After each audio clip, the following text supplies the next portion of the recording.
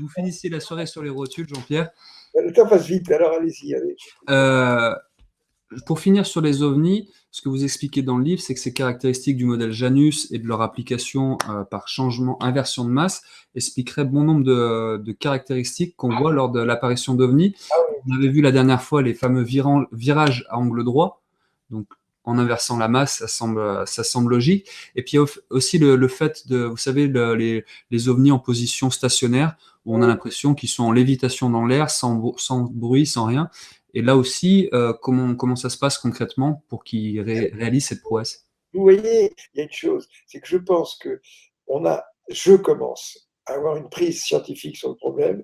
Peut-être il y a d'autres qui vont suivre, hein, mais il y a une chose, c'est que ces technologies, elles sont à quelques durées de vie humaine de notre monde actuel. Pas quelques décennies, mais 50 ans, 60 ans.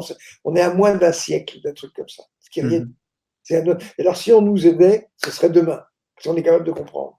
Si vous voulez expliquer à des gens du temps de Charlemagne comment fabriquer un laser, ça va être dur. Parce que d'abord, ils n'ont pas la technologie pour faire ci, ça. Nous, on a pratiquement tout. On a même la nanotechnologie. Si des gens nous aident, on est capable de faire des trucs. Si on veut de l'énergie, on serait aidé. Mais on est con que c'est pas possible. Parce que l'aide, on l'a déjà finalement à travers ces fameux courriers. Mais oui, mais alors le truc, c'est que l'aide, c'est pas de fabriquer des nefs, c'est la suite, c'est la métaphysique théorique. C'est Super Janus, c'est ça qui est important. C'est le tuyau d'octobre 2016. Alors de quoi il retourne? Bon,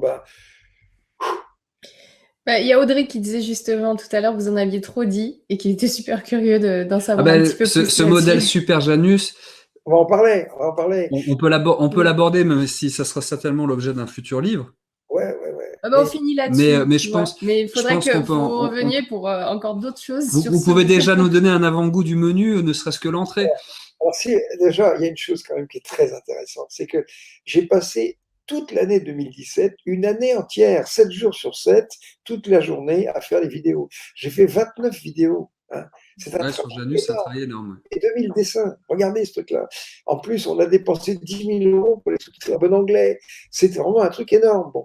Et ce que je vois, moi, c'est que regardez les commentaires dans la pétition. Vous pouvez d'ailleurs la mettre sur votre écran, cette pétition pour le présenter. On va la retrouver. On mettra le lien de la pétition en ligne sous la vidéo, sur YouTube et sur le site. Voilà, mais il y a un nombre important de gens qui ont regardé les PDF qui accompagnent mes émissions, mes vidéos. Parce que, comment dire, vous me dites comment on pourrait expliquer ci, expliquer ça, il faut quand même un niveau mathématique supérieur, maths sup. Mais maths sup, c'est pas grand-chose. C'est les intégrales, les dérivées partielles, les logarithmes et un petit outillage. Vous voyez, maths sup, c'est vraiment, vous allez à Bricolex, vous achetez une perceuse, un tournevis. Voilà, sans blague, c'est vraiment l'outillage de la scie. Voilà, c'est l'outillage du petit bricoleur du dimanche. Quoi. Mais avec ça, plus la pédagogie de Jean-Pierre Petit, je vous emmène en haut de l'Himalaya, il n'y a pas de problème.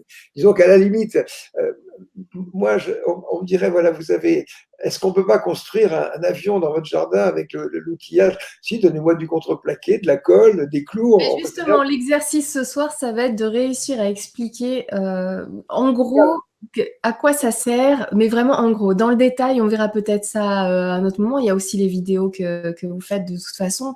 Mais là, on n'a même pas l'outillage, c'est-à-dire on n'a même pas le marteau. Ce Super Janus, qu'est-ce qu'il implique?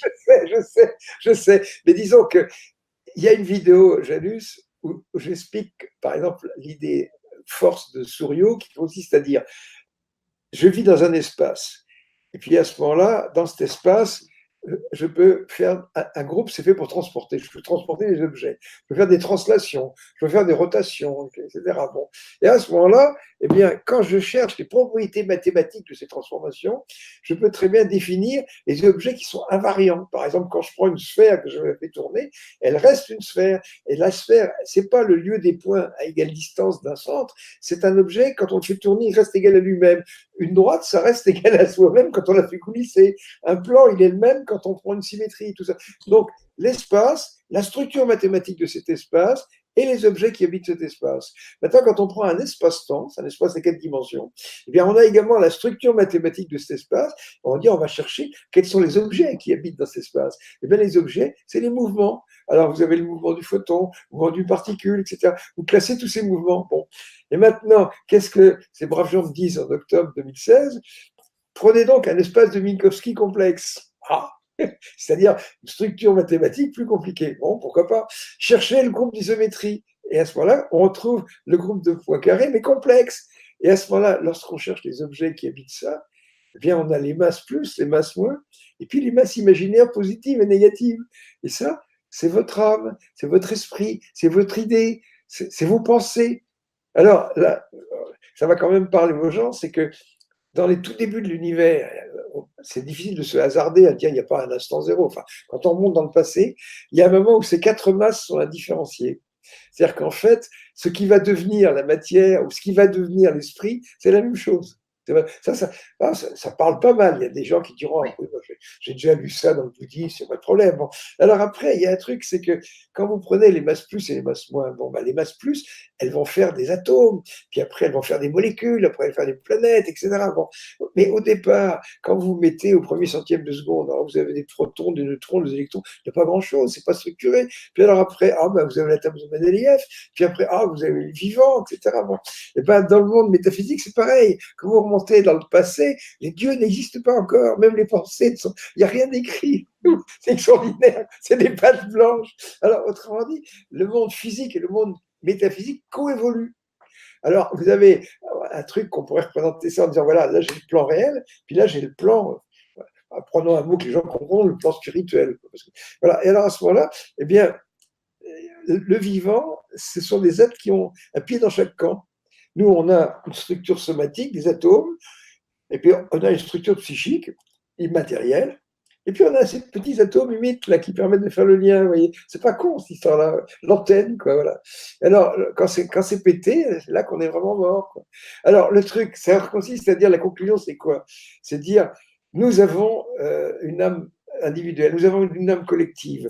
La planète a sa propre structure psychique. C'est tout ça extrêmement riche, quoi.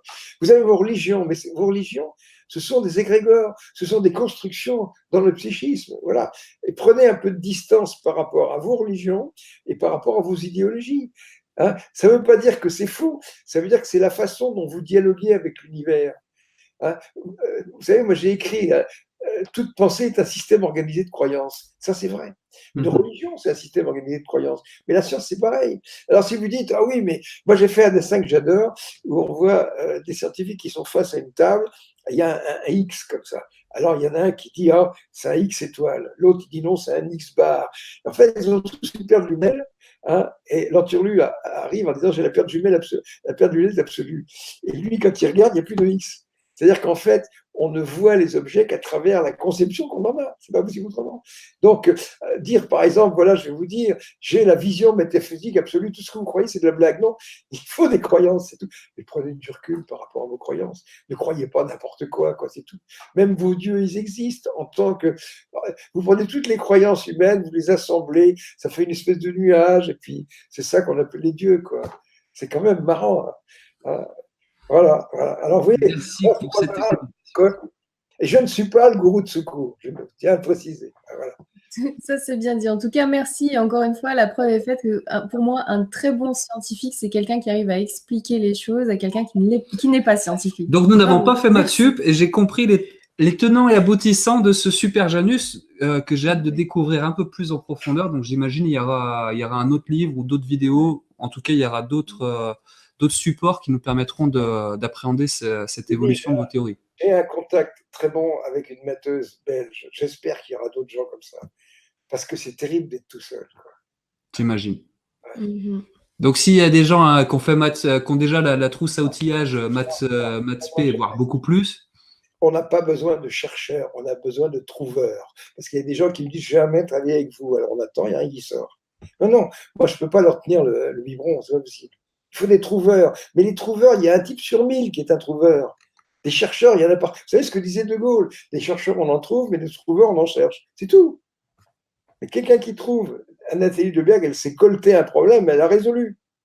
Parce que le truc, c'est qu'il faut inventer des choses. Il ne s'agit pas de faire des calculs avec une équation, il s'agit d'inventer l'équation. C'est pire. Ça, c'est le stade au-dessus. Vous voyez? C'est ça qui est beau. Eh oui. Et vous voyez, par exemple, qu'est-ce qu'il y a actuellement qu'on attend? C'est cet article pour montrer que dans l'équation de Dirac, il est licite de considérer les états d'énergie négative. C'est la grotte d'Ali Baba, un truc comme ça. Nathalie, elle a réussi à faire marcher le truc. Elle a dit, César, ouvre-toi, la grotte s'est ouverte, on voit les gemmes qui brillent et les ors dans l'obscurité. Qu'est-ce qu'il attend, ce putain de référé, pour accepter le papier? Le jour où ça passe, on a fait un pas énorme en mécanique quantique. Voilà, en mécanique quantique. Après, qu'est-ce qu'ils vont dire les autres? Ils vont être dans la merde, bon Dieu. Jean-Pierre Petit, déjà en cosmologie, en astrophysique, etc., en mécanique des fluides. Maintenant, boum, on fait un carton en mécanique quantique. Ça va s'arrêter où, ce truc-là? Hein? Mais j'espère. On croise les doigts bien fort. Nous, en tout cas, on est très très heureux d'avoir pu partager cette soirée avec vous. Un petit dessin qui représente cette espèce d'univers avec ses 4 faces. Là. Je ne sais pas si on le voit. Alors, montez-le un peu. Vous voyez, attendez, je vais bloquer la caméra. Je vais ça. vous guider. Voilà. Montez-le encore un peu. Voilà. Et Ça, un peu sur votre gauche. voilà. Et montez-le encore un peu. Voilà, c'est parfait. Alors ça, si vous voulez, c'est un monoèdre. Vous savez, il y a les polyèdres qui ont plusieurs faces, et ça, c'est un polyèdre qui n'en a qu'une. C'est pas mal. Alors, comme il n'a qu'une seule face, il n'a qu'une seule arête.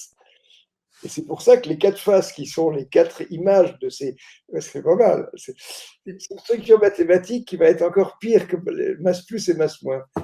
Non mais, au point de vue maths, oui. Mais le monoèdre, c'est pas mal quand même. Les Bogdanov parleraient du polyèdre de Dieu, par exemple. Hein, c'est ça. Voilà, donc on peut pas nous la mettre en lien dans les commentaires. Et nous, on la mettra. La pétition, vous allez signer, vous mettez un commentaire. Là, on est à 1600 signatures, il en faudrait plus. Quoi. Mais quelle honte que ces gens-là ne réagissent pas. Moi, je suis choqué. Je ne pensais pas que ce serait à ce point. On réalise le vide, c'est pas possible, un truc pareil. Rendez compte, l'Académie des sciences, dont la tâche est de promouvoir les avancées de la science. Qu'est-ce que c'est con? C'est pas possible. Eh bien, les amis, vous savez ce qu'il reste à faire. Allez leur dire, dites-leur pas que c'est des cons, parce que c'est pas trop comme ça qu'on fonctionne. Mais allez signer cette pétition, laissez un petit commentaire, et ben, en espérant qu'un maximum de gens suivent le mouvement et que ça ait un impact. Je comprends pas, je paye des impôts, qu'est-ce qui se passe? Moi aussi, j'en paye et j'aimerais bien qu'ils servent à financer votre venue à l'Académie des sciences. Là, c'est l'IHES, l'Institut des hautes études, pareil. Ah bah, si vous en avez envie, n'hésitez pas à signer cette pétition, à la relayer, à la partager, à la faire connaître autour de vous, à faire un peu de bruit, bah voilà, pour que un peu de bon sens soit rétabli et que les travaux de Jean-Pierre Petit, bah, au moins, aient l'occasion d'être présentés dans des organismes officiels. C'est quand même dommage que ce soit des médias indépendants comme nous qui soyons obligés de relayer modestement tout ça. Avec plaisir. Pas obligé, oui, non. mais je veux dire, ça serait bien aussi que des organismes publics, d'État, fassent leur boulot et que tout le monde qui a quelque chose à apporter, et c'est ce que vous faites, et voit au chapitre, quoi. Ouais. Vous vous rendez compte, si jamais on l'invite à l'Académie des sciences, il va nous parler des extraterrestres. Ça va être affreux. C'est la cosmotrouille. Si ça permet d'expliquer certaines choses, ouais, pourquoi pas. Mais le replay sera disponible, c'est certain. Et puis avant qu'on se quitte, on représente le livre Contact cosmique. Jusqu'où peut-on penser trop loin? Ben ça, c'est à chacun de se faire une idée. Pour ce qui concerne notre invité, on a vu qu'on était prêt à aller très très loin. Jusqu'où peut-on penser trop loin? Allez. Jean-Pierre, merci beaucoup. Et puis n'oubliez pas, surtout, gardez les pieds sur terre et la tête dans les étoiles. À très bientôt. Ciao tout le monde. Eh ben, c'est super. Merci Jean-Pierre.